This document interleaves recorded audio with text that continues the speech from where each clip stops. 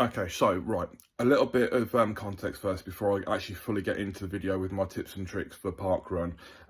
If you've seen my first video, my how I lost 30 pounds in 6 months, you can skip ahead. I shall pop the chapters down below. If you haven't actually seen my first video, it's worth sticking around, listening to my story, either that or just going and watching my first video if you haven't seen it. But yeah, so let's get into the little bit of background history about me first, shall we? Welcome back to the channel, and for those of you who are new to my running project, welcome aboard. Now, as you've probably seen from the title of this is my top 10 tips for anyone who wants to start going to parkrun. Also top 10 tips for people who regularly do parkrun. This is kind of for everybody. But right, before I get into the video, what I'm going to do is I'm going to give you a little bit of background history on me. But for those of you who aren't interested or have seen my first video, how I lost 30 pounds in 6 months, I shall pop the timestamp down below for where you can skip ahead to get into my top 10 tips. But, so here we go. Right, I first started running again back in the first lockdown after about 20 years. Now, the reason I started running is because I was furloughed from work, so I couldn't go to work. I'd been diagnosed with BPD, or borderline personality disorder, and I was really struggling with my mental health. And at the time, I was absolutely terrified of being locked up on my own for 24 hours a day, unable to escape my own brain, because at that point, work had been my escape. It had been my sort of safe place from my own brain and my own mind. Yeah, I started going out originally for about an hour a day a walk, because that's what we're allowed out. We're allowed out for an hour a day. I started going out for probably closer to 3 or 4 hours every day.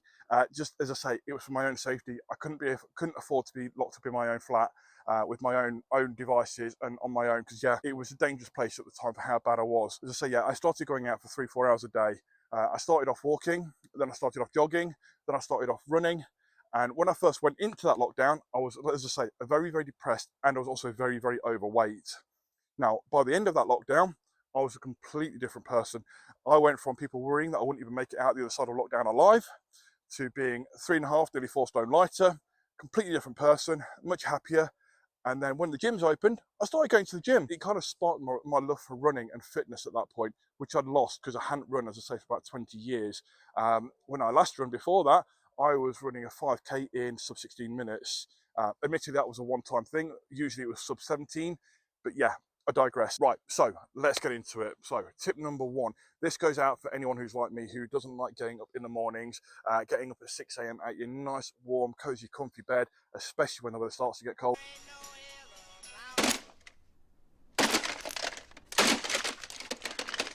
Get your kit ready the night before. Get your running kit, your socks, your shoes, get them all laid out the night before you go to bed. Do things like fill the kettle up with water, put your coffee in the cafetiere, put your tea bag in the mug, put your sugar or sweetener in your cup ready. That way, when you get up in the morning, all you've got to do, get out of bed, get your running kit straight on, get yourself downstairs, flick the kettle on. The next thing I do is I also put all my camera kit and stuff like that, especially these days now I'm a YouTuber, I get all that ready and put it near the front door. That way, all I have to do is grab it on the way out. Makes life so much more simple. Tip number two. Now, if the weather has been bad, go and check your Parkrun's social pages, because the last thing you really want to do is turn up and be confronted by this. Or maybe even this.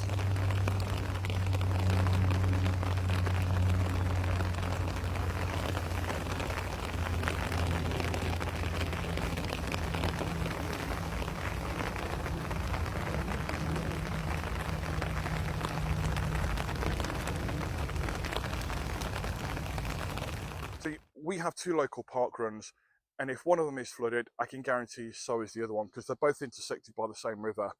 But yeah, if something is important to you, it's worth doing a bit of research. It's worth making a little bit of effort the night before and the morning of. Like I say, while your coffee's brewing, while your tea's mashing, go get on your phone, go and check the social media pages just to make sure that when you get there, it's still going to be on. Because that way you've at least got time to make backup plans if you can't go to your local one or the one you're planning to, especially if you're a tourist. Tip number 3, turn up and turn up on time. Early if you can, early is better. Do not turn up at 8:55 or 9:05, because the last thing you want to be doing at 8:55 is rushing around, trying to get from the car park or wherever you're coming from and trying to get to the start line. You're meant to be setting yourself up for a productive weekend. You know, you don't want to be stressing and panicking just before you start running, because it is going to have an effect on your performance. It's not going to help. It's going to make your life more complicated. Tip number 4, remember, it is only a 5K. It's not a marathon. You don't need to take water with you. Hydration is something you should be making a concerted effort with anyway. You should ideally be drinking 2 to 3 litres of water every day. I mean, if you're active, you might need more than 3 litres. And if it's hot weather and it's summer, you might even need 4 litres or more a day. Right. Tip number 5, warm up. Now, this is where turning up early has its benefits. I mean, even something as simple as a 5 to 10 minute run walk. I mean, I've done it countless times myself before. I've gone and started parkrun. I haven't bothered to warm up. And I tell you now, it feels shit. Those first 5 to 10 minutes are horrible. You don't need to be doing tons and tons of warming up. You don't need to be doing like 30 minutes of warm-ups and drills, not unless you're elite or you're somebody who's planning to go out and run like you'll just shit yourself. For the rest of us guys, just as regular folk, 5 to 10 minutes of warm-up will be more than sufficient. Now, there are also plenty of videos online as well on YouTube for things like warm-ups. There's warm-up videos for beginners, there's warm-up videos for intermediates, there's warm-up videos for advanced, there's warm-up videos for pretty much everyone. Now, if you don't know what you're doing and you're not sure how to warm up before a park run, just go and find yourself a video on YouTube and go and watch it. There are a dime a dozen and there's some really good information on there. Now, there is one thing that is worth remembering, is that the colder the weather, the more those muscles will need warming up. Now, the last thing you want to be doing is going out on a 5k run when it's like 3-4 degrees or minus, and you go out, you haven't warmed up, those muscles are cold, they're tight, it's going to hurt, and you're at a much higher risk of injury as well. So it's not worth doing it. The colder it is, remember, the more likely you are to need to warm up before you run. Now, tip 6. This depends on you and the park run. Now, if you want a decent time, don't start at the back. There's nothing worse than trying to get to the front and fighting your way through a crowd of 200 plus people on a narrow track. It's not easy and it does affect your starting time. I mean, it can have an effect of, like, I don't know, 30 seconds to a minute. But the other thing to remember is if you are just going out for a gentle jog and you're not bothered about a time, then starting at the back is the best place for you, because that way you won't feel like you're being dragged along or jostled by the sort of faster and more elite runners.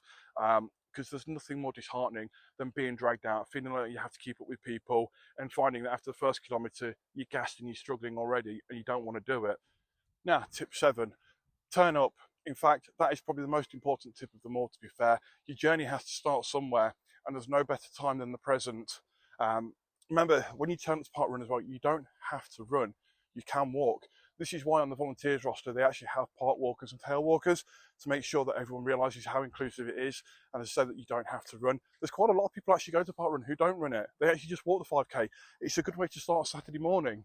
Remember, whether you run or walk, you're ahead of millions, if not billions, of other people who are just sat on the couch that Saturday morning doing absolutely nothing. Give yourself a pat on the back, a huge pat on the back. You deserve it. You've actually made a start on your journey to a fitter, healthier you. Tip number 8. It starts today. Don't want to hear any of this, I'll start tomorrow. Tomorrow never comes. I don't want to hear any of this, I'll start it on Monday or New Year, New Me bullshit. Nah, don't want to hear that either. Now, you'd be surprised how many people you'll see in the gym on the 1st of January every year, and then how few people you actually see on February the 1st that same year. Don't get into that trap, guys. Start today. There's no better time like the present. On to tip 9, give back. Please volunteer at your local park run. They can't take place without a volunteer team to run it every week. And say thank you to your marshals on the way around. Last but not least, tip number 10. Don't forget your barcode. No barcode, no finishing time. Download it onto your Garmin, screenshot it, put it on your phone, put your parkrun card in your wallet, or get yourself a barcode wristband. Well guys, that is it. Don't forget to drop a like on the video, and don't forget to hit the subscribe button too to see more content, especially as I'm chasing the sub 25 minute 5k goal before I go on for that massive big 2-0 sub 25k. I mean, I know I'm never going to get back sub 16 5k again, but I'm going to try and get as close as I possibly can. I'm going to get as near as damn it to that sub 16, whether that's sub 20, sub 18. I just want to get as close as I can. Like I say, I'm never ever going to get back there, but I am going to try and get as close as I physically can. And I would love for you guys to all join me. So remember, hit the subscribe button down below now.